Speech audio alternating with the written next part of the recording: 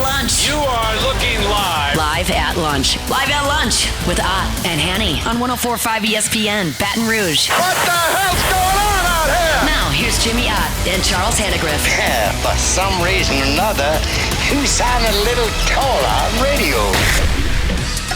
Is it live? Is it live?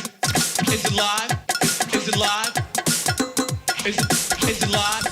From Walk-Ons in Bruley Sports Bistro here, just down Highway 1 just a little bit here. Welcome to the Monday edition Live at Lunch, 104.5 ESPN Baton Rouge. Charles Hannegriff, Jimmy Ott, Max Gotro, Jordan Kinch's back in the studio. Troy Macker with us today. Hope everybody had a good weekend. If you ducked around the weather for a couple of days, it got a lot better on Sunday. Drought's over.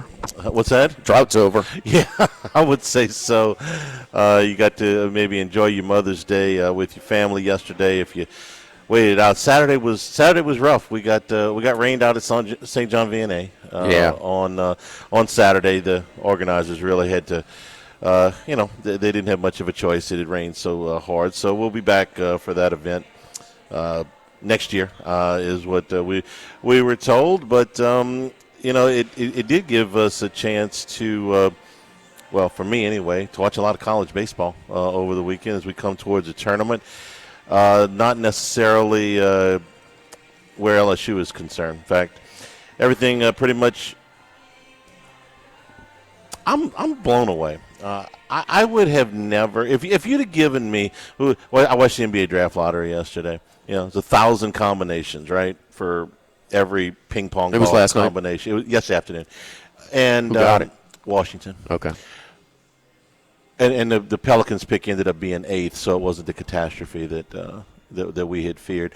But there's 1,000 combinations, 1,001 combinations actually, for how the ping pong balls could land.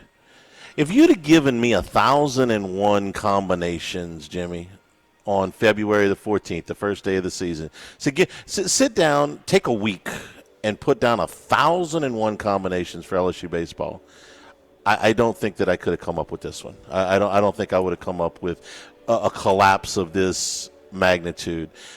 We've seen national champions not make the tournament before. That's happened to Ole Miss, happened to Mississippi State. We've seen preseason number ones not make the tournament. Happened last year to Texas A&M. And certainly we've seen disappointing, highly ranked teams before not live up to it. But, man, I don't know that I've seen such a spectacular collapse on every level. It's certainly not at LSU. And I would be stretching to think of other situations where it had gone quite this bad. Preseason, yes. This time last week, no. Oh, no. Okay. This series this weekend was no surprise at all. Not at all. No. Not at all. The only thing that they've actually been swinging the bats a little bit better, and to only produce one run in that hitter-friendly park against Sunday pitching, that surprised me a little bit. Okay, but it's we sat here, we were Chris's Specialty Foods on a Monday. And you bring it up, okay, at least they took care of business. But I mean, you go from the weakest lineup in the SEC to the strongest lineup in the SEC at the most hitter-friendly park. You could debate Knoxville. You want to throw that in? Fine, I'll listen to it. Okay, one of the top two. Sure. Conservatively. Yeah. So for their pitching to get blasted the way it did, it was not a surprise at all. I mean, they almost got 10 runs every game. Georgia hits, and they hit for power, and LSU walked 26 guys and hit 5. You walk 26 guys and hit 5 in 3 games, you can have a weak hitting team on the other side, and you're probably going to lose. Yeah, game 2 was really – I mean, that was so many walks. I mean, should you walk the first 2 to start the game, and they let you off the hook. They didn't get anything out of that. Oh. And then they have bases loaded, 1 out or no outs to 10 to run rule, and you got out of it. And Johnson still making pitcher changes. 1 run away, trying to extend the game, and they did. They got out of it. They did. And scored some runs to extend the blame at least to a complete game. But did see a little bit of whining by some LSU fans on them stealing second thing. Man, you're LSU. Stop. You are the top program in the country. This is what happens when you're down. they are lined up to beat you, and they are lined up to beat you as bad as they can. Sure. And if you get, and Wes Johnson, man, he's done a hell of a job. This could be the third year in a row where they get a. I'm blown away with their RPI being so low. The non-conference. Aren't you? I am, and I don't think they're going to be a number one. A national seed. They won't be the number one overall seed, but they'll be a national seed. It's the non-conference strength of schedule, Jimmy. It's down in the 200s. I get it. You won. You clinched the league with 4 games to go. Yeah, that's hard to do. It's very hard to do. And they're going to be. Probably. Like, if you look at the overall resume, I can make a case that Auburn's resume is a little bit better, but Georgia won the league, okay? And they won the league with room to spare. They're, at worst, the number 4 national seed, I think, regardless of their RPI, and I think they could be as high as 2. I don't think they'll be number 1. I think that'll go to UCLA. But, no, the only thing keeping the RPI down at 14 is what was a pretty bad non-conference schedule. Pre-SEC play. Still. Man. No. By far, multiple game lead with one series to go in the league. In this league, it's by far the toughest. And, jeez. Wow. It's a great job by them. And they were picked 9th, by the way. I looked that up this morning. Preseason. After back-to-back national seed seasons. They were seasons. picked 9th. The league is loaded. Think about some of the teams that, that were up there that – LSU didn't pan out. Vanderbilt is going to have to scramble to make the tournament. They've got the longest streak of consecutive made tournaments, and they got to hustle. Now they get South Carolina this weekend. They're sitting at 11 SEC wins. I mean, they got to win 2 out of 3 this weekend, or they're going to go to Hoover in trouble, and their RPI is bad, so I would say they probably need to sweep South Carolina this weekend. But be that as it may, no, Georgia's done a great job, and Daniel Jackson, the player in question there, is got a shot to go 30-30. He's the favorite in my mind for the Golden Spikes at this point. They may give He's leading. If it's season's over today, he hits a Triple Crown. Yeah. No, they make. What position does he play? He's a catcher mostly. He DHs a good bit, okay, but he's primarily a catcher. That's give it to him. Yeah. They may give it to the shortstop from UCLA. He's going to be probably the number 1 pick in the draft. But Jackson, you can't do any more than what he's done. If he steals, he steals. And Georgia's got. They've got a little bit of flexibility. Their frontline pitching is good, but you mentioned the Sunday starter. Caden Aoki was their closer for the first 6 weeks of conference play. He had the best record out of anybody out of the bullpen. He had 3 SEC saves in the first, I think it was 5 weeks of the season. He had an ERA down. And just his bullpen starts in the SEC, bullpen appearances in the SEC, it was below 2. Well, 3 weeks ago they made him a starter. But he's kind of in that hybrid role that if they're in a leverage situation on Friday or Saturday, which of course they weren't this weekend, well, he can still come in there. But if they're blowing people out, well, then they can start him on Sunday. So now you're talking about a guy who's got an 8-0 record who's your third starter. Okay, it's a pretty advantageous place to be in. And that guy was an innings. He's a transfer from USC. He threw 90 innings last year. So they have this third guy that they can do a bunch of different things with. Just one of many things that Georgia's got going for them. Well, is it D1 or Baseball America that does the projected bracket? They both do. Yeah. Okay, well they don't do it yet, but the Tennessean actually does it. Okay. And UCLA's number 1. That's a given. Had a good series with Oregon this weekend. Now Oregon got the game 2 of that series. But where do you think they have Georgia? I would say they probably have Georgia. I'm going to say they got Georgia probably about number 5. 6. Very okay. good. Yeah, so Georgia Tech has also got a monster resume. Georgia Tech is UCLA 1, Georgia Tech 2, Texas 3, Auburn 4. So you're going to put 2 teams ahead of the SEC regular season champion of multiple games. Yeah, You think that's going to happen? I don't. I understand why they're doing it. They're RPI heavy here on that projection, and Texas and Auburn both have 3 and 4 more Q1 wins than Georgia does. Okay, their non-conference strength of schedule. Well, Auburn's got the number 1 strength of schedule overall in the country, and Texas is 6. Georgia's 38. So this is an RPI heavy, strength of schedule heavy projection by the Tennessean, and I understand why they're doing it. I think that the conference title is going to run the day when they get into that selection room for Georgia. Auburn number 4. Is it 5 or 6 series wins in a row? They go to Starkville after losing game 1, and they give up the lead in the bottom of the 8th inning, but the catcher with the solo shot in the top of the 9th, and they win that one. Then they run rule State on yesterday. So, wow. And then Alabama and A&M are battling it out for the last national seed, according to these projections. Alabama's 8, A&M's 9. Yeah. So those two, they kind of, who finishes the best between those is probably going to get that 4th national seed out of the SEC. But Alabama was in trouble, too. They were down 3 runs, and they were down. LeBron got hurt. Brady Neal in the first inning of game 2, he gets hurt. He has to leave the game, took 2 shots. Is it Brady Neal? Mm-hmm. Okay. The catcher, LSU transfer. Yeah. And they're down, and guy steps up to the plate. Little JoJo, who's about 5'5". He's batting 200. No home runs, no RBIs. Bombs away.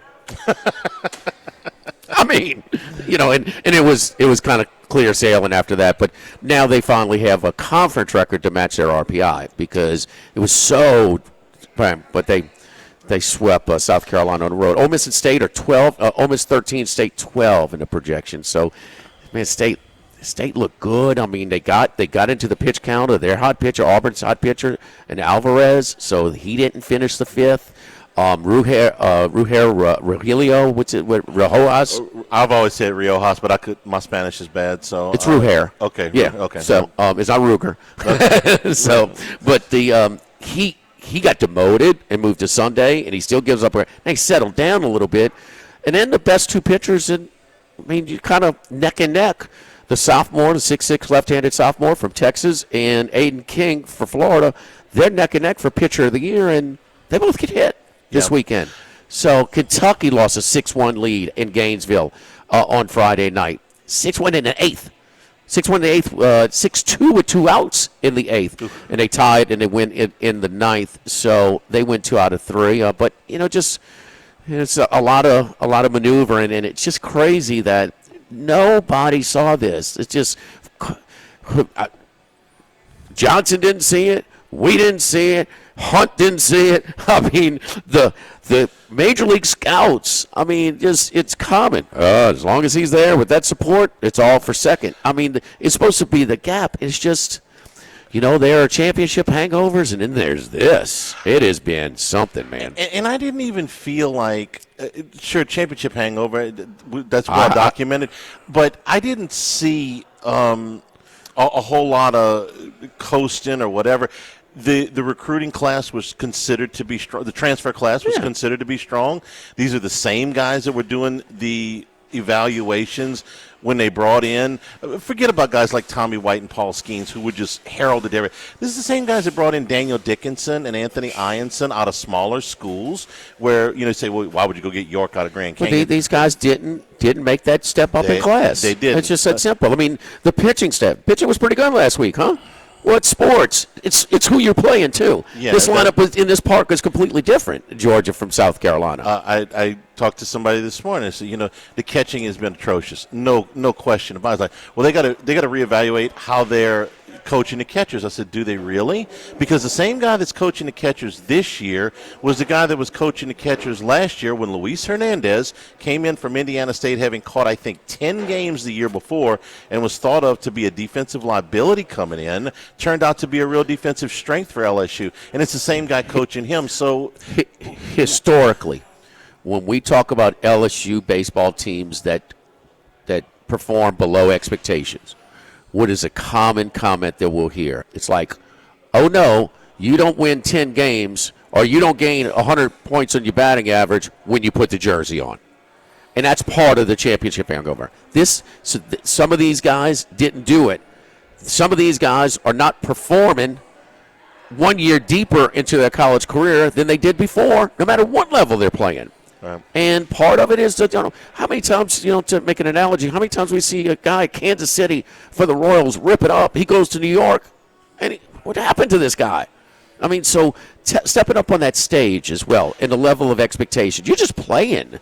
Right. You're thinking a little bit more when you get onto a stage. And also, man, who is not telling these guys they're the greatest thing on the earth when they put on that jersey? Until they start struggling. They get that everywhere. And what do you mean everywhere? No. You're talking about at LSU. Yeah. Oh, okay. Yeah. You're talking about all around town. Yes. As opposed to everywhere, every program around the country. Not everywhere. Right. You get a way more BMOC treatment than most places. I agree. Any place in college baseball. Nate Yeske's taken a lot of heat. The pitching staff has been awful. So Yeske last year, okay, forget about Cade Anderson. Okay, Anderson was a monster prospect before he hurt his arm, and turned out once he healed, he was a monster prospect. He's ripping it up, again. Too. He's right. killing it. And I think Castillo's finally done. Oh, yeah? Yeah, I think that's a great pitching staff, but I think that, he is a fade against every time. He gave a bombs away again this weekend on the south side, and I think there's maybe there's a path for him to go because they are performing at below expectation as well. So give me Nate Yeske last year and the guys that got better. Anthony Ianson got better. Kason Evans got better. Cooper Williams was great last year, got better as the season went along. Maverick Rizzi got better as the season went along. All of those were considered to be key guys coming in. Rizzi and Williams fell out of the SEC rotation. I'm talking about the bullpen rotation a month ago. And Evans did not translate into his role as a Friday night starter as well as they had hoped, obviously. They got to decide what they're going to do, for the last couple of weeks with him because he did pitch yesterday, but he did not take the next step. I know they had some injuries, and it had been wonderful to have Cooper Moore, but even he had an ERA over 6 in the 2 SEC starts he made. Not the next step. Rizzi's not even close to what he was last year. It's not just the transfers. Cooper Williams had an ERA under 2 last year. This year it's over 10. That's the same guy with the same pitching coach a year older. Now you tell me what happened because I don't know. Well, again, they didn't handle the admiration, Charlie. The adoration. They didn't handle all the pats on the back. They just got a little. Part of the championship hangover is when you lose your hunger. You lose your drive. I'm not saying these guys didn't put in the time that they did, but they thought they were better than what they were. That's part of it. And I believe that is part of it, but I don't believe that's part of it. But I don't believe it's all of it. Oh, no. When you fall this far below expectation, you got multiple. It's not just one reason. No. The base running and the fielding and basic baseball. So I did another base running area yesterday where I'm like, what are you doing? And that's happened way too often this year. It's going to be a long off season. I got some thoughts about what's coming up here in the near future and in the far future a little bit later on in the show. One of the cool things over here at Walk-Ons in Bruley, because we're in the front, where the kind of facing the road and the patio, and so when the weather's nice, they open up the garage-style doors, and we enjoyed it. But, I had to go back and see the manager for a second, and they got that glassed-in keg room. Yeah. And they got the temperature there at 36.9, so it's ice-cold beer that comes out. So it's just in all the different drafts because they got a great selection of drafts over here. I know you talk about seasonally how they change them, over the course of the went into the spring stuff right now. And it's a cool little aspect of course, we talked about the mural of all the the West Side prominent sports figures, from the Jets offensive lineman to Randall Gay in the Super Bowl, and just all the different players that they have over here. So, and the high school that we passed in Bruley, they won their high school state championship in basketball. Max, they're trying to get a baseball title too. Yeah, Thursday, Friday they'll be in Sulphur trying to get another state championship in baseball, taking on Lutcher. So 2 o'clock on Thursday, 2 o'clock Friday. If you're not making it out to Sulphur, which I'm sure there'll be a big contingent there will be, I'm sure, a very strong watch party here, just as there was for the basketball state title. Yeah, speaking of high school baseball, got to throw a little shout-out to my boy Mackie Musgrove. All 3 RBIs in the deciding game 3 in the semifinal against Catholic New Iberia. Led off the first, Charlie, with a solo shot as he's crossed. But bye-bye ball is what Mackey said. So good job. Yes, so they go up to face Newman in Sulphur Thursday, Friday, possible Saturday. So, yeah, it's a Catholic High. Congratulations to them. That may come up on the afternoon show. It is what it is. Good for the Bears, though. So, no, but, just that's where we are. The kids are finishing up their high school. I think the seniors are out. The college kids are out, but, finishing up with the high school playoffs right now. They got their stuff going in Sulphur this week. So, let's go with that would be a hell of an accomplishment for Bruley, man. Basketball and baseball, because you don't have any crossovers in those sports. And you got football and baseball players playing. Softball finished runner-up as well. Is that right? So they've had a great athletic year this year. And I guess an investigation is coming in by the LHSAA soon, huh? I mean, No. it's just too much winning. No, it's very too much crucial here. Something's going on down the street. Non-select. No Non-select. shenanigans. The Fighting Max Gotros here at Oh, the non-selects don't have any shenanigans. Okay. Not this one. Well, West Monroe was all clean, huh, Joe? live at Walk-Ons in Bruley, live at lunch, 104.5 ESPN Baton Rouge.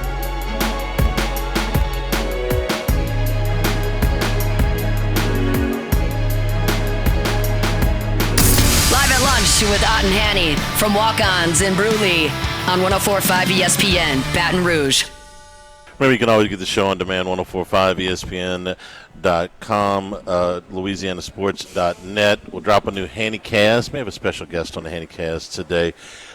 We will do that, drop that this afternoon. Brought to you by Supreme Rice, celebrating 90 years in business here in 2026. Supporting our Louisiana farmers. Go to SupremeRice.com.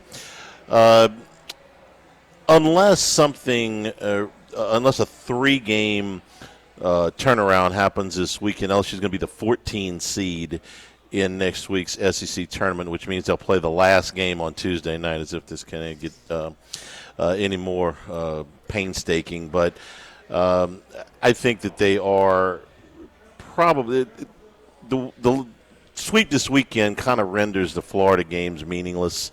If you will, they're not going to sweep Florida anyway. But if you get to 12 wins, it's only one team's made that in the last 15 years. So essentially, that didn't mean a whole lot. You're going to go to Tuesday with the 14 seed. There's a handful of teams you could play with. The most likely games are against Kentucky and Oklahoma.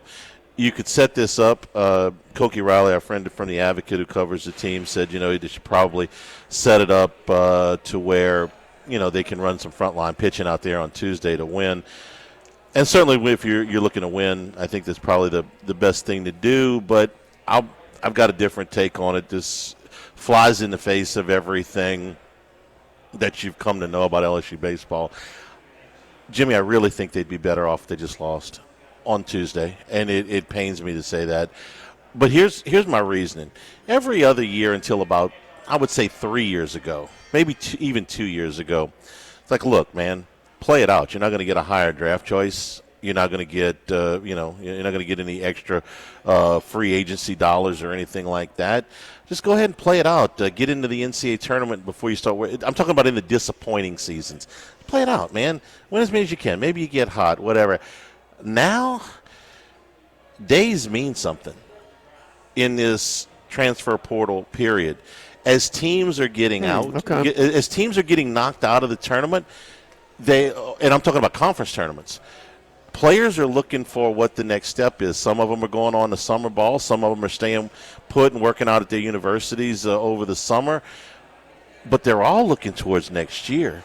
And we heard enough from last year about, man, it's really difficult to be in Omaha and try to plan for next year with the transfer portal. You can't get visits in and things like that. Honest to God, I think they'd be better off if they lost Tuesday night and came home. Did your due diligence with the kids after, the exit interviews on Wednesday and Thursday?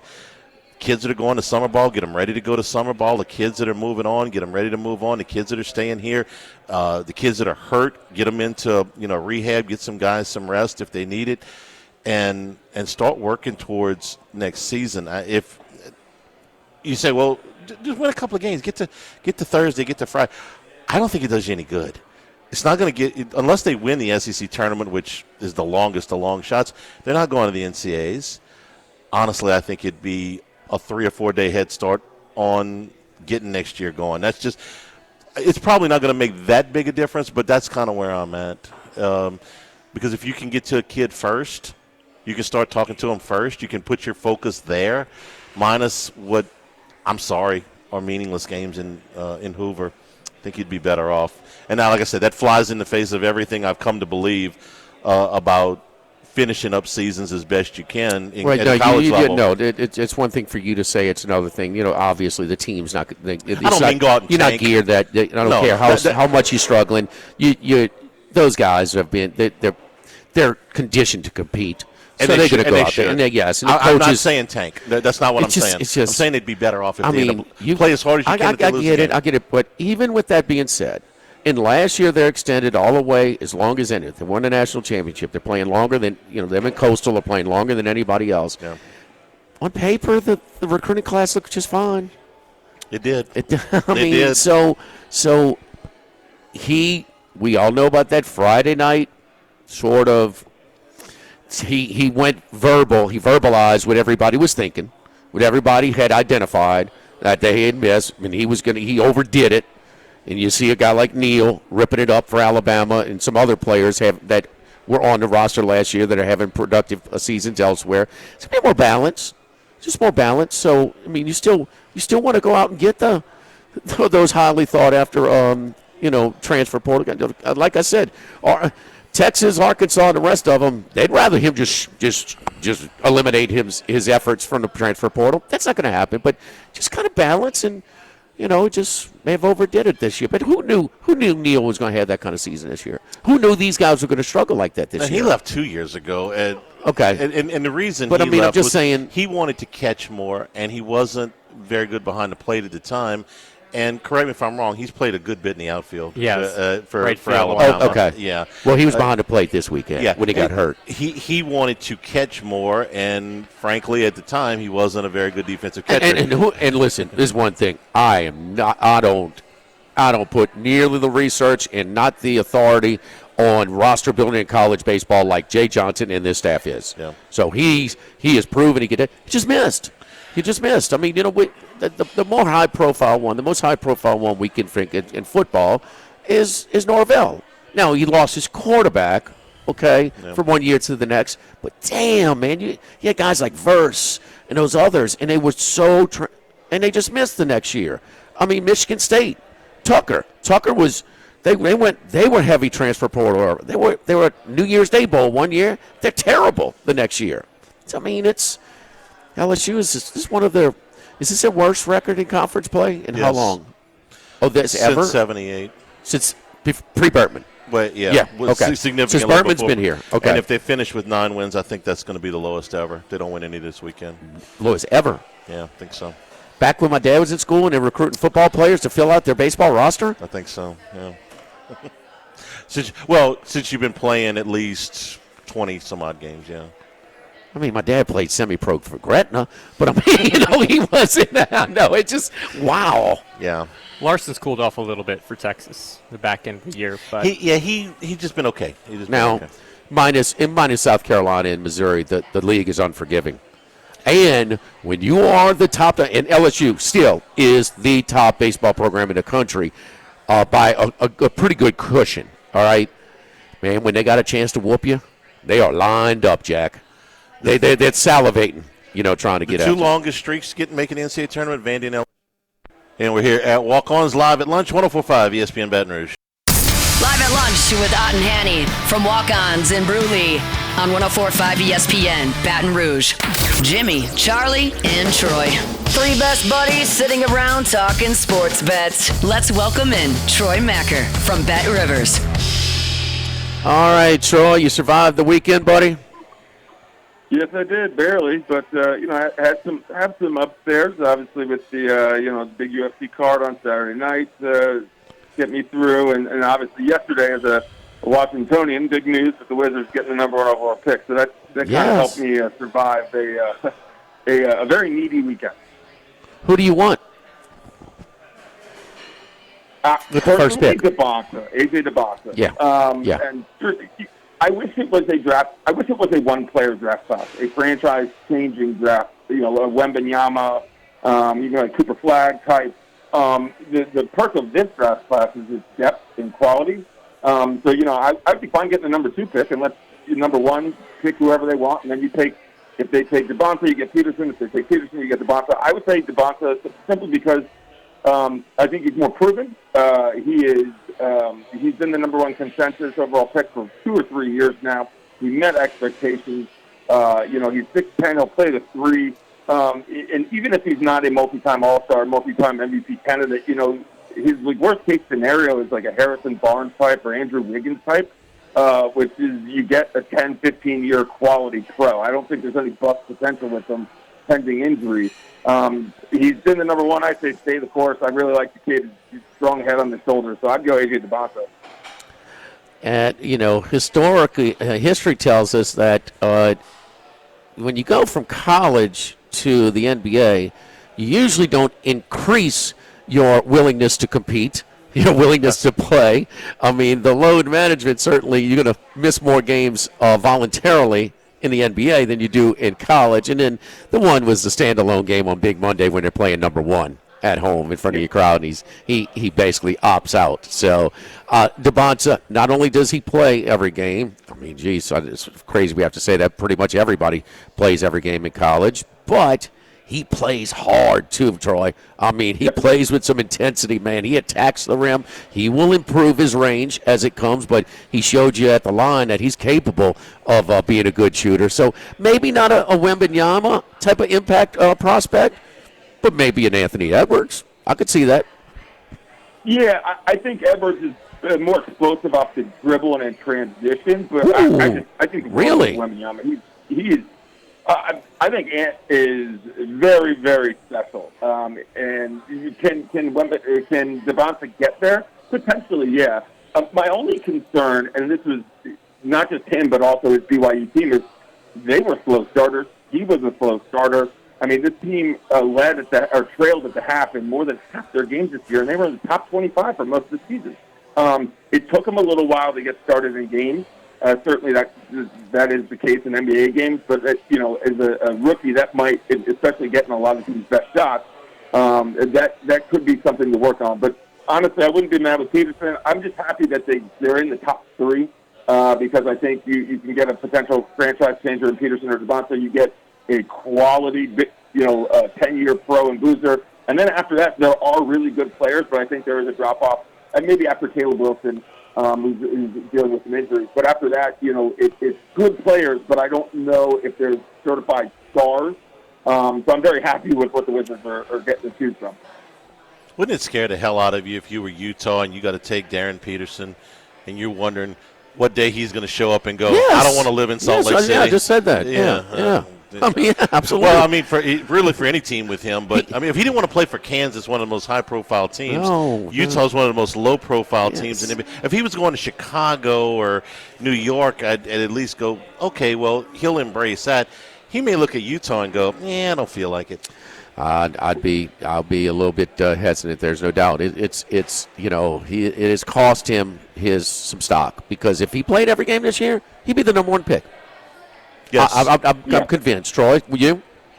Yeah, I mean, because he's an explosive big guard. And that is, if you want your stretch fours, your guys who can guard multiple positions like Devonta, but to get he's not Peterson's not a unicorn, but he's a big, athletic, explosive guard at a position that if you have a star, I think it makes your team so much more dynamic than if you have a star small forward. My concern with Peterson isn't necessarily his willingness or his drive, determination. It's more, he is very shy, very reserved, very quiet, deals with anxiety, and the road in the NBA is unforgiving. And that's more a concern than, is he just mentally checked out? It's more of, can he handle being on his own and dealing with the ups and downs of an 82-game season, not necessarily diva mentality, but more in his own head. That's my concern. We've seen players not be able to adjust to the lifestyle, whether or not they want to compete or not. Troy, I know it's not anything to do with the gambling, but everybody has absolutely blasted the increase in the NCAA basketball tournament from 68 to 76. 76 of 360. You have 360 Division I teams. That is roughly over 20% of your participants make it to the postseason. That is still way lower than a lot of people. You know, the NFL, the NBA, you have it, okay? And correct me if I'm wrong, but when we wake up that Thursday in March, are there going to be 64 teams? Am I the only one that's like, this is not a big deal? Yeah, so I'm done fighting it. I wish we just had 64 teams. I didn't even love 68, but I do like, Dayton getting some shine in the first four site. I don't like 76, but I'm done fighting it because to that point, when you wake up, yeah, it's going to screw up some bracket challenges and, the timing of which you have to submit your pick. But when you wake up, you get games. And, some of those are mediocre, 8th, 9th, 10th, 11th team in the Big Ten or the SEC. And, we're still going to be complaining about teams from the Missouri Valley not getting in or teams for the American or whatever. So it's not going to change anything from a discourse standpoint. You get more games, and I like that. And I'm done fighting it because, listen, money rules everything. You can't tell me that this isn't solely because of money, and that's it. No. I hear you, but I just don't. And the other thing is, when 5 years ago you had 5 times as many early entries into the NBA draft, underclassmen, you have more quality teams. So, and is it possible for the 76 to avoid, have a decrease in these historical blowouts that we're seeing in the early rounds? Is it possible to weed some of those teams out before you get to Thursday? Because we talk about the gambling here. The lines were higher than ever, and guess what? They were covering still at a very high rate. Well, so I haven't really looked at what a bracket would look like, but I imagine we're going to see a lot more 12 seeds play in first 4 games or whatever they're going to be called, right? And that 12-5 matchup is everyone's most favorite matchup.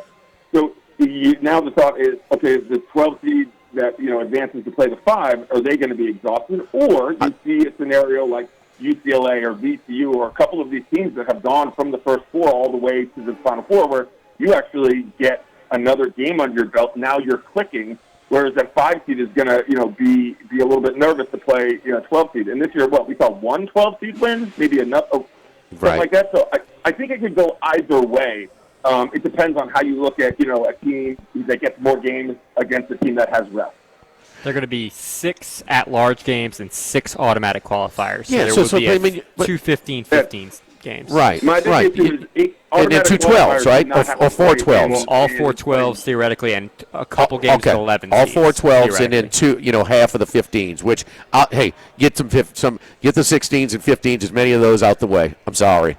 38-point spreads, man.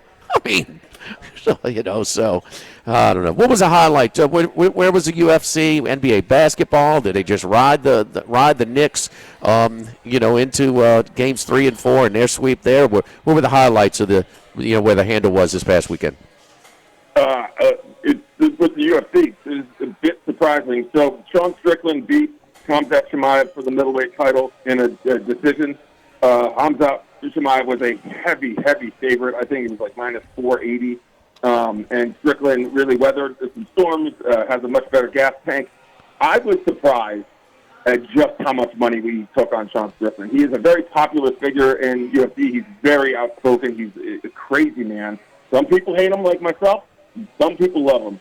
And we took more Sean Strickland to win outright. And pre-match, he was plus 325 to win.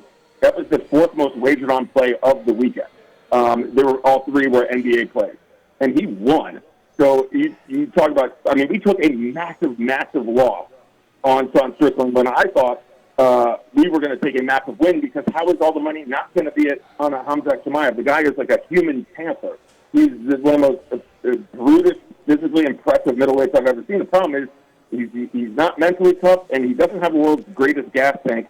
And Sean Strickland, whatever you think about him, is very durable and has an amazing gas tank and can weather storms. So this might be the biggest loss we've taken on UFC in the last 2 or 3 years, if I had to guess. Follow Troy on Twitter at Troy Macker. That's Machir. Great stuff, Troy. We'll talk to you Friday. Thank you, buddy. Thanks, guys. Don't forget our friends at Legacy Title. Ashley Donald, Adrian Galata, Michael Platt, Marion Haynes, Natalie and Bradford Smith, our long-standing staff, operating your deals seamlessly. You choose and nobody else does, whether you're buying, building, or refinancing. Call Chad Reynolds at 296-0060. Chad Reynolds at Legacy Title, 296-0060. Live at the Walk-Ons in Bruley, live at lunch, 104.5 ESPN Baton Rouge.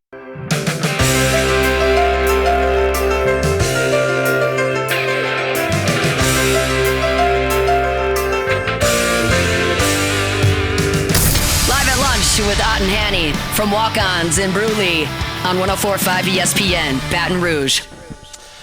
Back here at the Walk-Ons in Bruley live at lunch. Let me clarify a stat I gave earlier when we were talking about SEC records for LSU, and thanks to Nook for the assist here.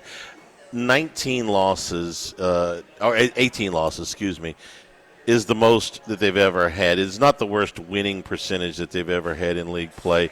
Obviously, they haven't played this many games throughout the history. Jimmy was talking about when his dad was in school.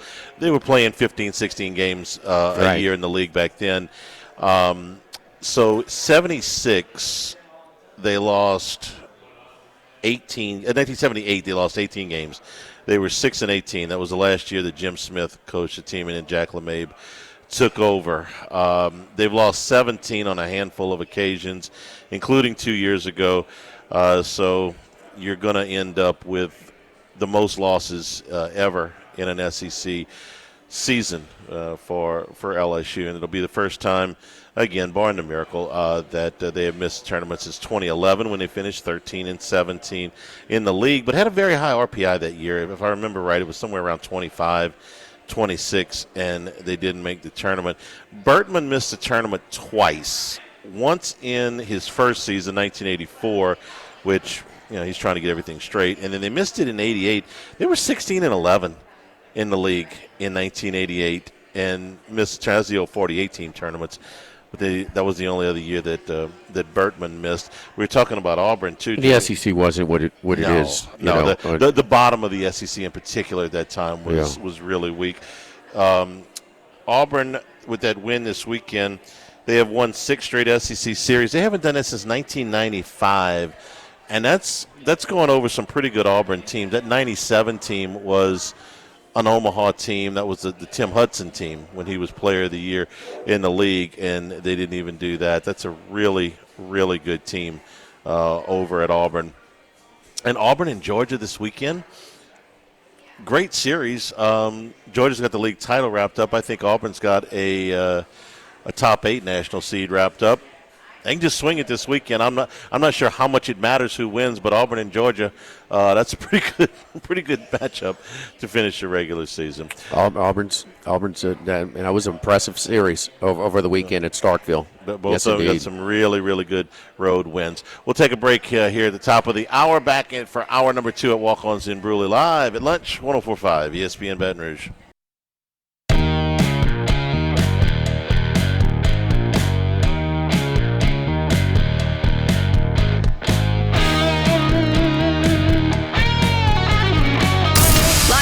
With Ott and Hanny from Walk-Ons in Bruley on 104.5 ESPN, Baton Rouge. And return here. We call it Wintersville, Max? Bruley? We can call it that. I can get on board with that. Basketball Titletown. Titletown. Yes, it is a town. Yeah, that's fair. That's better. The baseball team with a chance to win the state championship after the basketball team won the state championship. Hey, all the games in Sulphur? I believe so. From this point, they've been that way for a while. They just do the final now. It's best of 3. When I was in school, it was you go to Sulphur for the semis and the finals. Been that way for a little bit. Game. Been that way for a little while. Much better. Less fluky, less about one pitcher kind of going off. So it's nice. Right. Best of 3, just for the finals in Sulphur. Well, we congratulate the winners, Jimmy. The LSU women's tennis team pulled upset, man. Look, over the weekend their number 9, their number 9 overall seed was a little bit deceptive because they were sharing their roster sometimes. Because as part of it, you want these stronger players.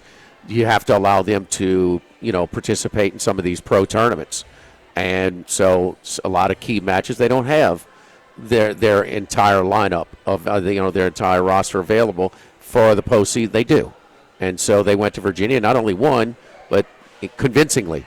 And so Taylor Fogelman, the coach, who they given. I know Jacques did some stuff with him and stuff like that. I apologize. We're not having you on, but I can't jinx you like we did Danny Bryan. Sorry. I mean, this is you taking responsibility. Yeah, absolutely, Okay. Yeah, absolutely. So when they got upset in the regional round against Pepperdine, but we're certainly paying attention. And listen, in the SEC tournament along the way, would they be 2 top 4 teams along the way? They're capable.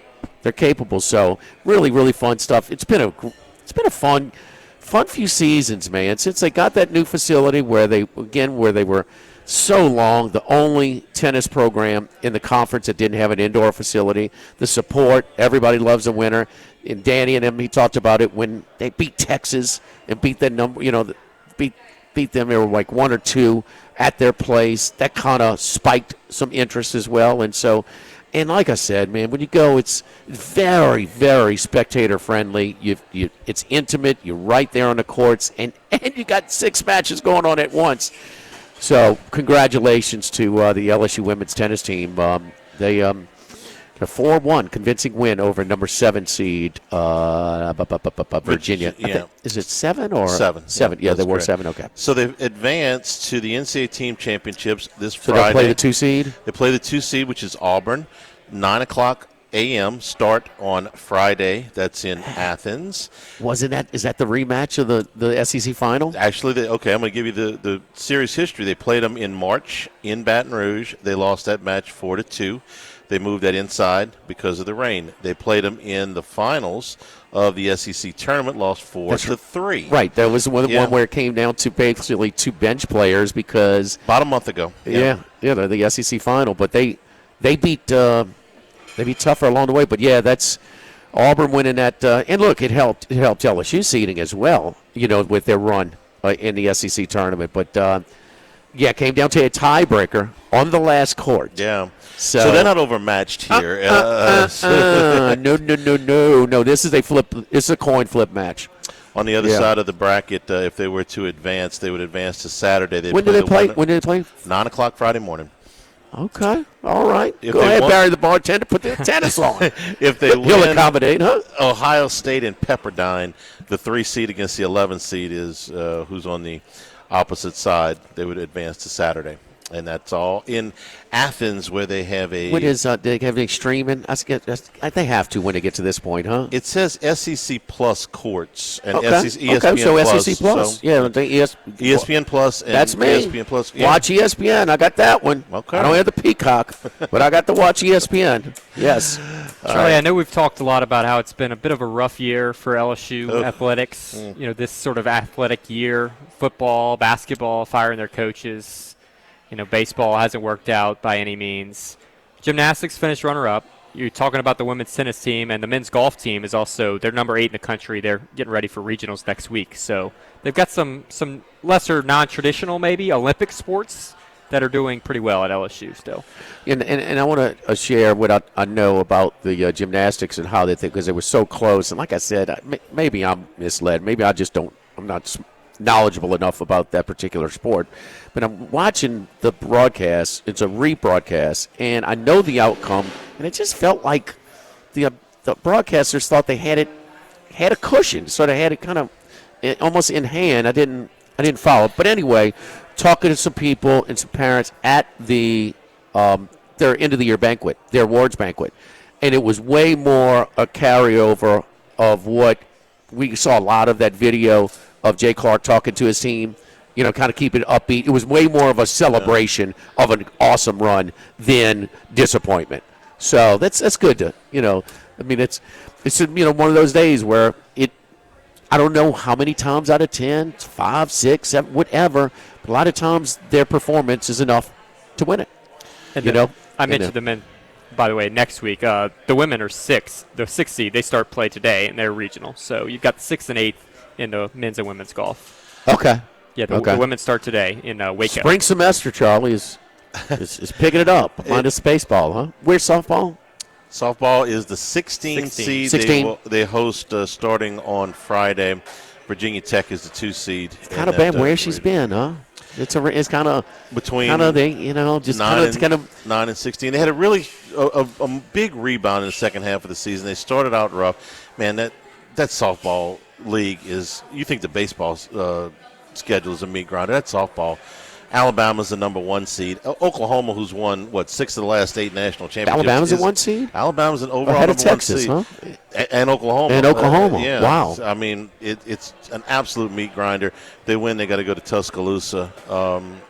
But no, they rebound. They had a very good second half of the season, and they'll host a regional starting on Friday against Akron. See, they didn't last year. They sent them a red-hot Southeastern team. They get Akron this time, and Virginia Tech is the 2 seed. Oklahoma won in softball this year, the SEC. But Texas won it.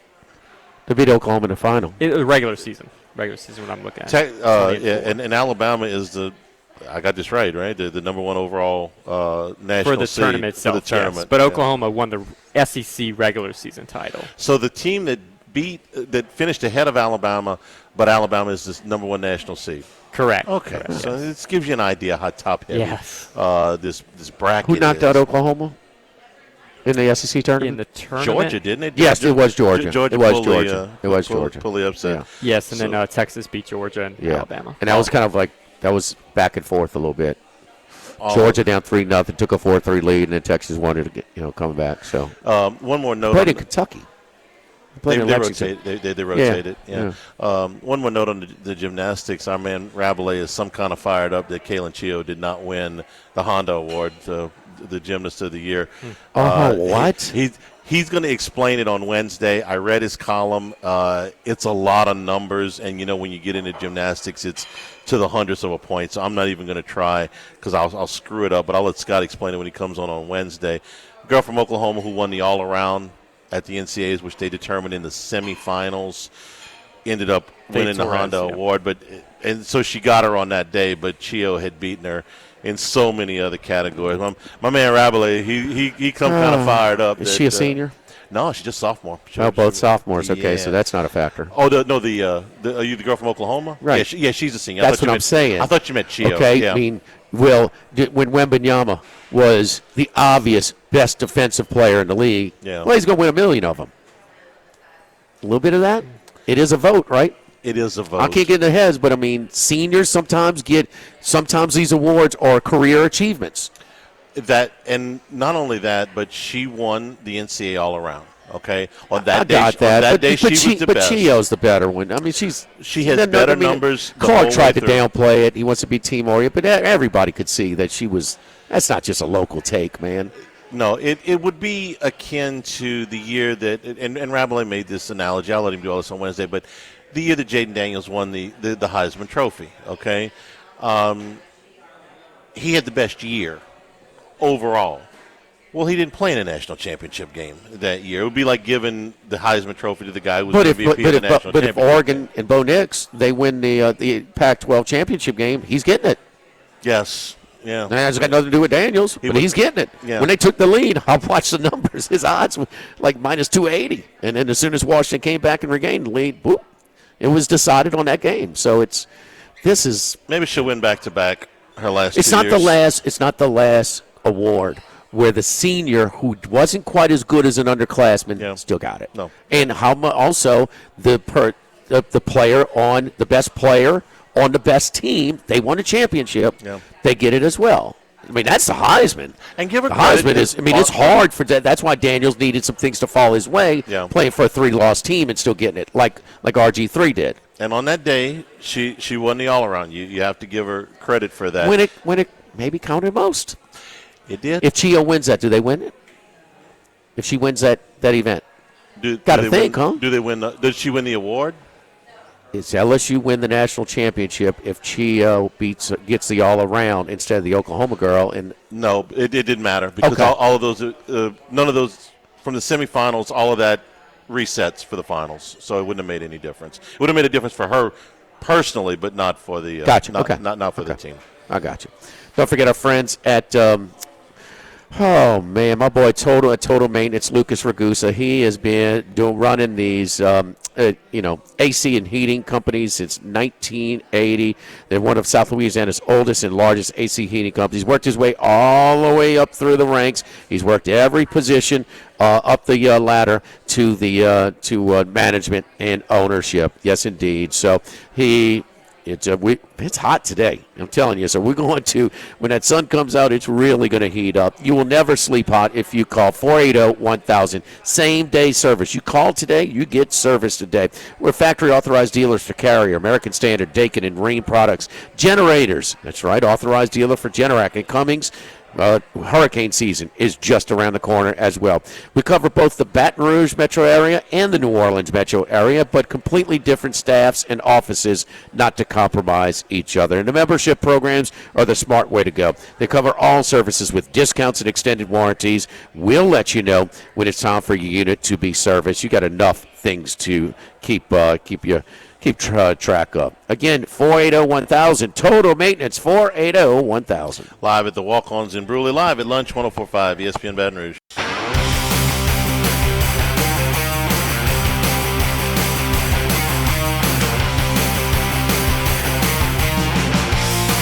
Live at lunch with Ott and Hanny from Walk-Ons in Bruley on 104.5 ESPN Baton Rouge. We're also brought to you by Coastal Capital Advisors, because when it comes to retirement, your situation is unique. I've been so pleased with the results that we've got and the absolute wonderful customer service from Coastal Capital Advisors. Had a conversation with them this morning. Just that little touch to let you know what's going on, keep you informed as you move forward with your investments. Phil Fontenot and his staff done just a great job. CoastalCapitalADV.com is the site. You like to set up an appointment. They'll answer all your questions because you don't want any surprises when you get to retirement. And, of course, it's your full-service financial advisor. CoastalCapitalADV.com, member FINRA, SIPC.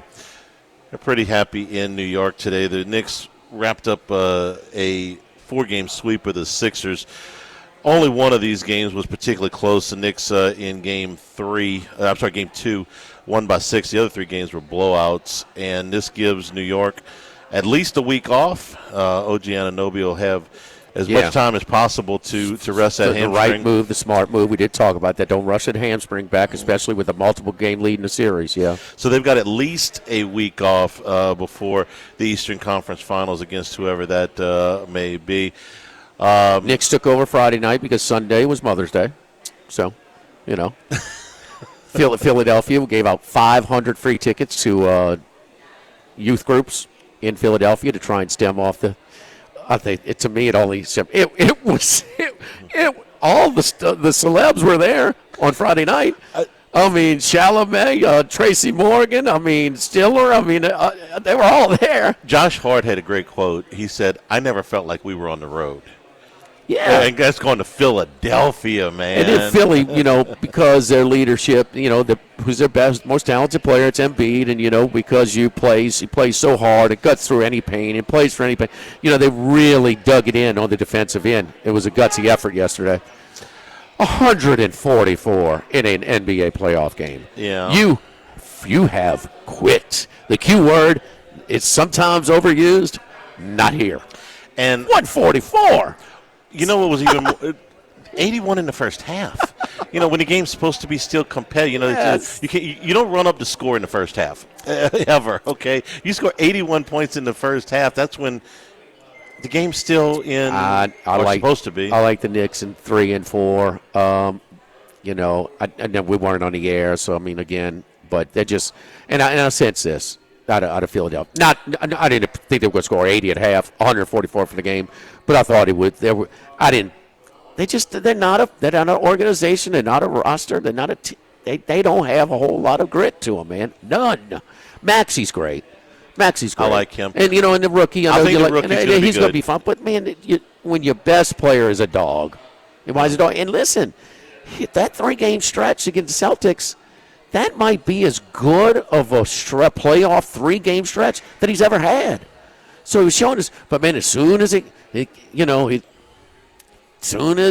got to dig in, he's done. He's good.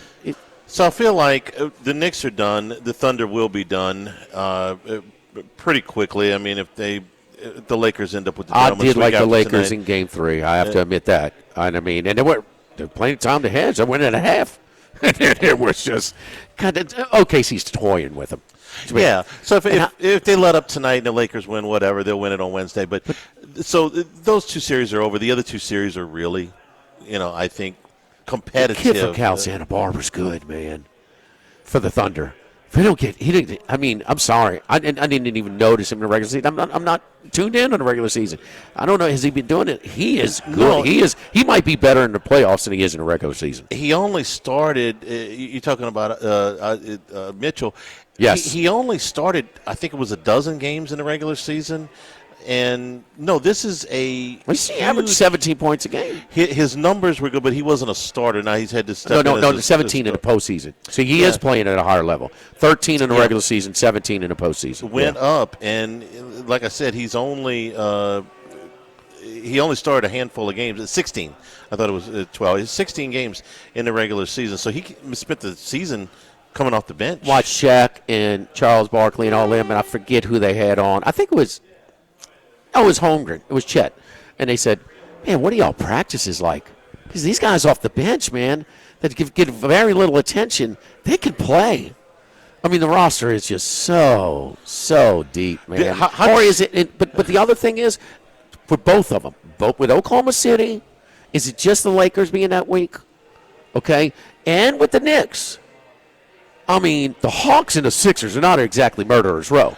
They're not. But they're winning so convincingly. It's a tough call because they can't be any more dominant than what they were. But, damn, that's some weak competition for the playoffs. It is. This is what I give the Knicks if they get to the finals against OKC, which I'll give San Antonio an outside shot or Minnesota an outside shot to beat Oklahoma City. I don't think it'll happen. But the Knicks have got 5 guys, assuming Anunoby's back for the finals, 5 guys in their prime. 5 guys with playoff experience, 5 guys that, complement each other well. They're moving the ball. The last few games, they've looked like the old Spurs moving the ball around. Oh, they are. Getting a lot of good shots. Yes, no matter who they're playing, that is. Now, listen, Oklahoma City is completely different. The strength of their team is still their defense. I mean, especially their perimeter defense. I mean, those numbers, those advanced stats are off the charts. And that's going to be – but, yes, Charlie, their ball movement is different. We've seen him in the postseason so many times where Brunson, as good as he is, he's ball dominant. Ball dominant. And SGA can be – but this guy Mitchell, he's a guy in the playoffs that he can create, whether he could pull, he can shoot from the perimeter, he could take smaller guys down low, he can create for his teammates. He's a nice piece to run some offense through when SGA's on the bench and getting a breather. It's just it's impressive, man. And defensively, it's not just Chet, but Hartenstein. And then Williams, those guys are really good defenders at the rim. Really good defenders. I'm laughing because Mitchell was out of Santa Clara. He was the Santa Barbara, 38th pick in the draft. Okay, This is a second-round pick that they are getting. Usually those mean nothing. Correct. Teams give them away in these trades. Not only do you have a contributor, you got a guy that it might be a rotation guy for you for this guy. For 5 he years. Can play, man, and he can play in the playoffs. I've seen enough of him in these playoffs that he can get. And I know the number of guys and get their own shot off greatly decreases going from the regular season to postseason. He's got it. I know you didn't watch the NBA draft lottery yesterday. I did. The most terrifying thing that I saw on that stage, and had to be terrifying for every fan base, every other GM in the league. Sam Presti, the general manager, was sitting up there with ping pong balls in the hopper. Okay, they had the Clippers pick, and the Clippers lucked out because they end up with the best case scenario. I'm sorry, the best case scenario for Indiana's pick. They get the 5th pick, but Oklahoma City is sitting there with ping pong balls in the hopper. What if they got the number 1 pick, man? Hell, what if they got the number 3 pick? He's making Howie Roseman look ordinary. Dude, I have never seen how do you get the 46th pick? How do you get that much out of the 46th pick? I mean, he is on a freaking roll. And like you said, and it's just built for – now, ultimately, that second contract, they're going to weed out their roster. Sure, they can't keep them all. No, but nobody can. Not in a salary cap league, so – But when you keep finding guys like this, and they still ended up with a lottery pick. I mean, they got the 12th pick. I mean, if that guy can find this kid out of Santa Clara with the 38th pick, who's he going to find with the 12th pick? Santa Clara, Santa Barbara, man. I know. I'm glad you asked. Okay, because Santa Barbara, you can fly into Santa Barbara. Okay, Santa Clara is where the Super Bowl was. All that's true. But not what I'm thinking. My favorite thing about the Santa Barbara airport. This I gotta hear. Open air baggage carousel. Okay. Baggage claim. Okay. It's like, this is a little crazy. The weather's so nice. Yeah, it never rains. It's open air. It's open air baggage claim. Yeah. Oh, it's great. Okay. Yeah, Santa Barbara's a great part of the country. Nice travel tip. I keep saying Santa Clara because after the draft lottery yesterday and the order is set, they put out a number of mock drafts. I paid attention. And the kid from Ponchatoula is where? 21 and 22. Okay. And I paid attention to the NBA, the ESPN mock draft, and I paid attention to. I like a site called Tankathon because they give you a lot of different opinions on this stuff, and they've got him at 21. That would put him with a guarantee of in his first 2 years of roughly $7 million, and a contract that's worth 16 over 4 years. The underclassman declaring for the draft is down from 350 to 77, I think it is. Mm-hmm. But still, there's 77. He's got to be his, I guess, substantiating his, going and not playing any more college basketball is on the high end. We know that LSU has. If you're 21 of 76, he's in the transfer portal and he's in the draft, so he's going to go to the combine. And they seem to think that all he can do is help his stock there, or that all he will do is help his stock there. At 21 or 22, it's a 4-year contract. 2 years are fully guaranteed. It's right about $7 million, and then the 3 years, 3 and 4 team options, which gets it to right about $16 million in total. So that seems to be a little bit out of the NIL. I figured I was told he was a $3 million NIL player. But the NBA is going to be able to top that. Funny we're even having that conversation, Can the colleges outbid the pros? Well, sometimes they can. You get that high? Probably not. You got to make some scores in Europe. Hey, when we see Will Wade, I want to see his passport. He's got like 3 or 4 of them all in a bun. There's no doubt. There's no doubt. Don't forget our friends at Dana Brown at the law offices of O.C. Brown, your law firm for a lifetime. 343-1111 is the number you call. If you get in an accident like I did, totaled my vehicle, airbags deploy, got to get a record, got to get – I got to see the doctors, but I don't want to come out of pocket. No, who's going to pay for the doctor bills? Well, Dana's going to front that money for you to the process. And he's done it so many times. He has a procedure that is basically established and set and proven to be, the right path, to take. So he's got to set you up with the doctors. He can pay the doctor's appointments. He can negotiate with the insurance companies. Yes, indeed, deal with them. That is not fun, and you don't want to do it yourself. You need somebody that's trained and conditioned to do it and get the best deal possible for you. Again, you get in a car accident or any type of legal issues, take advantage of our free initial consultation. It is free, 343-1111 or ocbrown.com. Dana Brown at the law offices of O.C. Brown. Live at the Walk-Ons in Bruley, live at lunch. 104.5 ESPN Baton Rouge.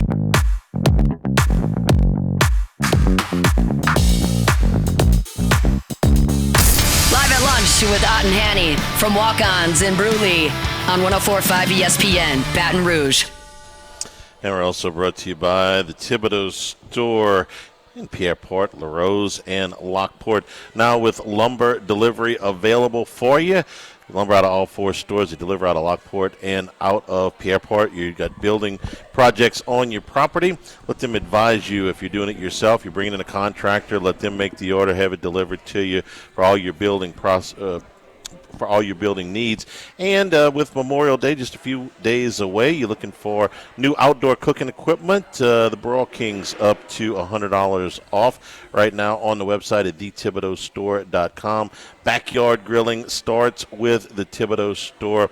Taste the difference. So many different options for you, and not just the barbecue pits and grills, but also all of your accessories that go along with them. And Jimmy can attest to that at the Thibodeau Store, 900 St. Patrick Highway in Thibodeau and on Highway 70 in Pierre. This weekend was not a Thibodeau Store grilling weekend, but I got the itch though. She did just in a monsoon. Right, so we were hard-headed. We backed everything out and we grilled under the carport. Did you really? Yeah, on Saturday night. Oh, Charlie, you're a trooper. Yeah. I think you had it in you. Credit my wife for most of that. She determined, huh? She was like, yeah, we're grilling. Okay. We did. We had a real nice night. But yes, we had to dodge the weather pretty good. Besides Jimmy out grilling weather. It was not. Maybe yesterday, but not Saturday for sure. PGA Championship is this week. The man, Wes had a live one. All right, Max. He had a live one. I mean, what happened to Hogard? Max? Hogard. Ricky Fowler was in contention. Alex Fitzpatrick was in contention. I thought Fitzpatrick was going to win watching Saturday. He crushed it. And he shot 64. What did he shoot Saturday? 64. He was so good, man. I mean, he was just pulling away. And then Cam Young shot crazy on Saturday. And then the 63. odds after Saturday's round, after round 3 going in to Sunday, what do you think they were? Going into Sunday, of the top 3. Cam Young would be favored, in my opinion. I didn't look at that. I thought so, too. No? Try favorites. All plus 200. 195, 200. I was surprised Cam Young. I mean, I would have thought so, too. But he didn't play well on Sunday, huh? That was out of nowhere, huh, Max? About 74. Yeah, he 4-putted on, I believe, hole 2. Yes, he double bogeyed with a 4-putt. That was surprising. 3 over on the day. Yeah, I thought he would make the move. I mean, I've called this the year of Cam Young. I thought this was going to be a breakout for him, and it felt like this was going to be another opportunity for him, considering who was on the leaderboard. I mean, let's be honest. Christopher Rayton, Ricky Fowler, he's on a little roll right now, though. Alex Fitzpatrick. I mean, none of those guys scream closers. Right. None of those guys seem like they're going to go out and win this golf tournament, and they did. One of them did, and Christopher Rayton. Okay, but man, the Zurich is trying to hang on, right? It was kind of a. Charlie, you thought it was notable enough to mention that. Okay, we saw the schedule for next year. They're on it. Yeah. I mean, we know it's the format is a little bit gimmicky. It's a little bit the draw is not as strong. But is this about as good if Fitzpatrick could have closed it out? I mean, that's about the only thing going for the that could be like a springboard, and still his performance has to validate the nonsense that the Golf Channel was spewing, huh? No doubt. I mean, he's now the 83rd player in the world. Again, he got no credit for the Zurich win in the world golf rankings. So he's playing much better than 83rd in the world. But he got rewarded. He got rewarded quickly, but it just sped up his process. He was going to get there anyway. He's in the top 10 of the DP World Tour, and look, he's followed that up with 9th place finishes, and then this week, he was very much in the mix. Ended up finishing in 4th, solo 4th, but top 10 finishes, back-to-back starts in elevated events since the Zurich. Tell me if I'm wrong, but because I do follow a little bit of college golf, and Wake Forest is a top 5 program. Yes, easily. They're not offering BS golfers. No, you know what I mean. I didn't realize he played for Wake Forest. Oh yeah, he was a college teammate of Cameron Young. And Amanda's post round, because they had Cam Young, he finished a little earlier than somebody. Saturday. Yeah, on Saturday. And so she said, tell me about his game, because he's not a real talker about himself. He was more willing to talk and give some adulation. He said, look, he just like his brother. He said, look, when I was there, I was a couple of years ahead of him. We had our battles, We traded, punches. I mean, a little bit. So I know it's a college teammate. He's going to be flowery about it. I get it. But still, he brought some details about around the green that he's a lot like his brother. He's very, very good. So I thought it was just, I didn't realize. I thought it was a brother deal. It was a charity deal for him to play with his brother. And Alex missed some short putts on Sunday. That's ultimately what cost him as well as Cam Young. But he was number one in the field in strokes gained approach. He's been absolutely killing it with his iron play right now. It was no fluke that he won with his brother. He carried him a little bit on Sunday. And for what it's worth, if you're going to prop up the Zurich a little bit, Christopher Wrighton, who you might not really know anything about, he finished runner-up at the Zurich with his teammates. So it's not like he's come out of nowhere either. He's been playing some pretty good golf. Oh, no. I've seen him. He's been on the leaderboard the last few weeks. I mean, look, he's a lesser-known name than probably Brant Snedeker, who won the Altfield event this week. But Wrighton, he's not a terrible player. I didn't expect him to win. I didn't think he would actually close the deal. But he got it done in a very respectable way and an elevated event. Regardless of whether Scotty played or not, it was certainly a signature event. To your point, you don't expect it. I was at the Queen yesterday. I had to jump on him. I'm like, the way he's playing, the way the other guys are playing, and where he is on the leaderboard, I said, these odds don't add up. In control down the stretch, which a lot of guys did not. Tommy Fleetwood, as soon as he got in the mix, kind of, just disappears, makes a bogey on 16. Alex Fitzpatrick really struggled. He finished with a double on 17, and then Ricky bogeyed the last hole. That would have maybe put some pressure on Wrighton, because it did look like for a chance Fowler almost could have been the favorite with the clubhouse lead, and maybe everyone else would kind of fall apart behind him, but didn't work out. A couple more notes on Alex Fitzpatrick. He's now 28th on the money list, okay? If you take that's ahead of some pretty notable. There you go. I think that's a better barometer of his form than not getting any credit for the ranking with the Zurich. That's more than Patrick Cantlay, Sam Burns, Jordan Spieth, etc. Yeah. If you take out the money that he won at the Zurich, he's still 38th on the money list. To give you an idea why that's a big one. To give you an idea with the money too is that's a lot of these season-long pools that you play. Mm-hmm. That you get, one and done, it's just all about the money that you accumulate, and you can only one where you can only use one golfer once, and so you use like your Scheffler and I used Ricky in mine this week, so I got the second place money. Never thought he was going to win, it's Ricky Fowler. But for what it's worth, look, I laugh at Ricky Fowler, but this PGA that we've got this week at Aronimink, it's a little bit less of a bomber's paradise that we see in a lot of these PGA Championships and U.S. Opens, where you have to hit the ball long or you have no chance. Ricky Fowler's got 3 straight top 10 finishes. He missed the Masters. He did not play in the Masters. He did not qualify for the Masters. But since the Masters, Heritage, Cadillac Championship, Truist, and the Cadillac doesn't really suit Ricky's game. The Truist, I would argue, doesn't either. Granted, he had won there in the past, but he's playing really, really solid golf at a golf course that might suit him. So Ricky's never won a major. Do I trust him on Sundays? No. But he's in good form. I've got sitting between us is the biggest major Ricky Fowler supporter. Former Ricky Fowler supporter.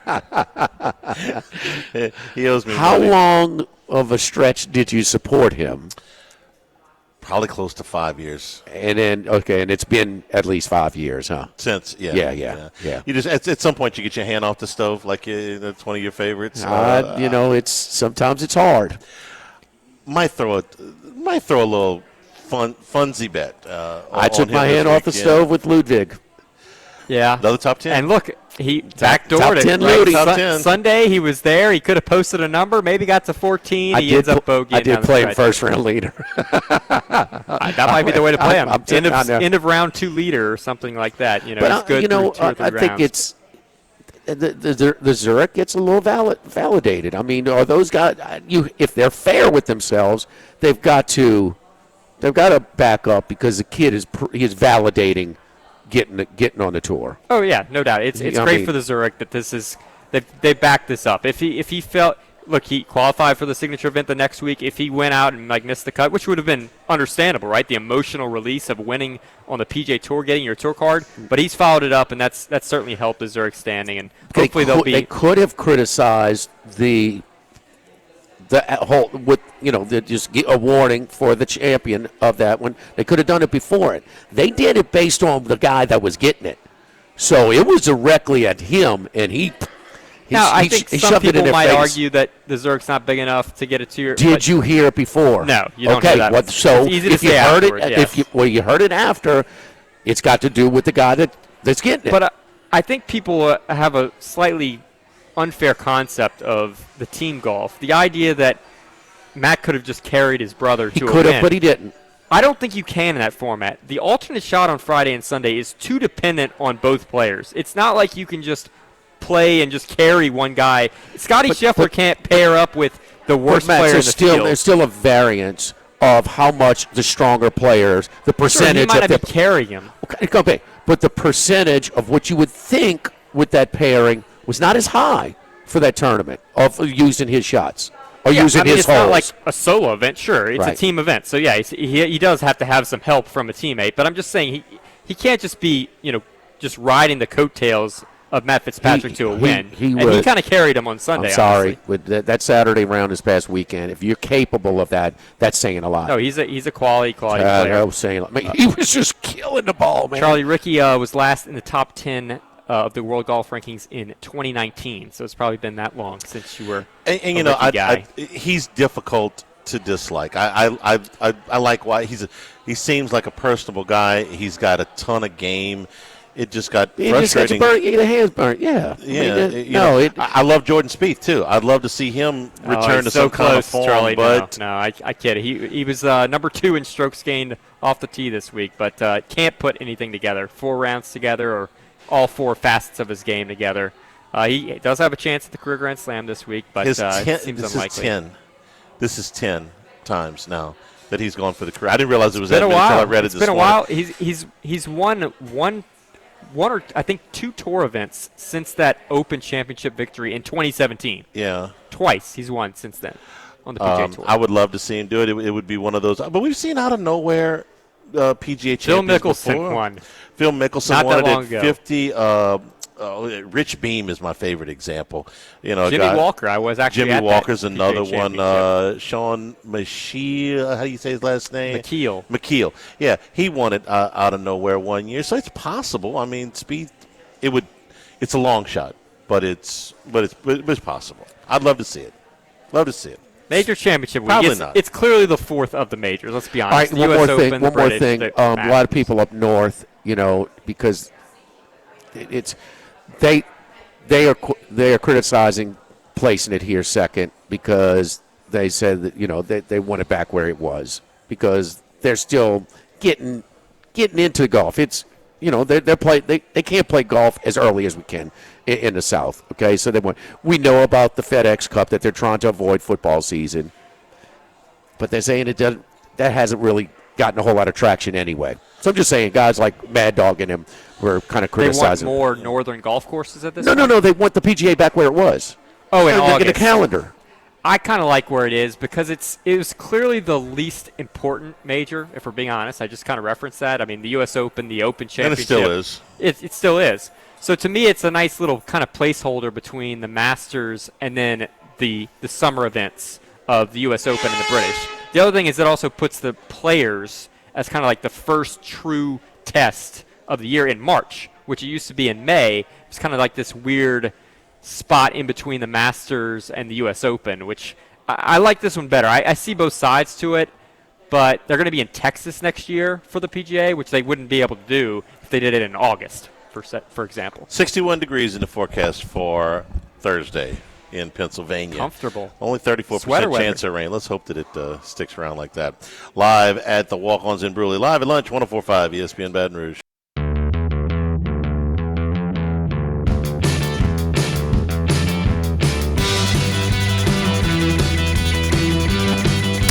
Live at lunch with Ott and Hanny from Walk-Ons in Bruley on 104.5 ESPN Baton Rouge. And return here at Walk-Ons. Come by and see us for lunch. And great place to get a draft beer with over 4 dozen beers on tap, including seasonal brews for you here in Titletown. 36.9. Yeah, 36.9. That's the temperature. 36.9. And you can see it right there. They got the temperature. It's visible, and it's kind of the glass enclosed keg room over here at Walk-Ons in Bruley. Thursday, Cool stuff. Friday, 2 o'clock. Those are the first two, game 1 and game 2 of the series. So if you're not able to make it out to Sulphur, I'm sure there will be a huge watch contingent here at Walk-Ons. You get a feed here, and you watch the whole baseball series, right? Oh yeah, they did it for the basketball. Oh really? Okay. For the baseball Okay. as well. So they'll get the feed and they'll put it on all the TVs here. So Peacock, Amazon, basically. That you ESPN Sulphur. Do you see some of the I'm not the only one, okay? So I've seen on social media where they're posting like guys or a person that's disheveled or confused and things like that. It's like, yeah, this is the person trying to explain to the bartender how to find the NBA playoff game. Yeah. Let's just hope there are no calls like in the Vanderbilt Missouri game this weekend, Charlie. But that was bizarre. Okay, if you don't know what we're talking about, Friday night, runners at first and second with 2 out in a 1-run game in the top of the ninth. This was at Missouri. Trying to beat the fog, clearly. The fog it looked like that Philadelphia-Chicago playoff game from years ago. Yeah. And the ball just disappears into the fog. The outfielder throws his hands up. The umpires talked about it for a long time. Finally decide ground rule double. And they give them the run, tie the game, and they go to extra innings, which they had to do the next day. You saw another angle. There was no angle to see it, but I don't know how you can call it a ground rule double. The ball's over the fence. You're just going off of, I guess we think it bounced maybe, but Birmingham basically goes in and says it's a ground rule double. According to what? Like they didn't see anything. They couldn't. There was no TV angle to show it.